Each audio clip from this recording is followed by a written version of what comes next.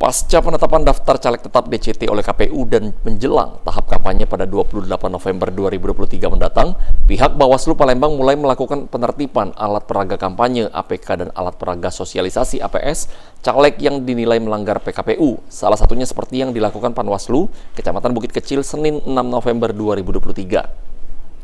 Anggota Panwaslu Kecamatan Bukit Kecil Harmoko mengatakan, sesuai instruksi Bawaslu Kota Palembang, penertiban APK di Kecamatan Bukit Kecil Palembang mulai dilakukan, lantaran tahap kampanye baru akan mulai tanggal 28 November mendatang.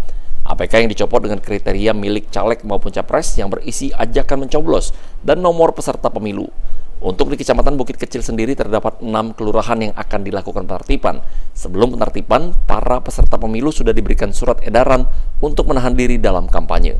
Kita diinstruksikan oleh Bawaslu Kota untuk menertibkan alat peraga kampanye yang telah melanggar daripada peraturan PKPU, di mana peraturan dimulai tanggal 28 November ya, kita mulai kampanyenya.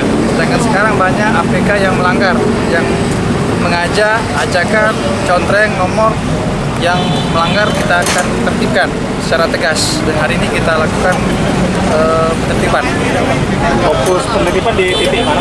Untuk seketika, karena kita Panwaslu Kecamatan Bukit Kecil, kita akan berfokus di seluruh Kecamatan Bukit Kecil di mana ada 6 kelurahan.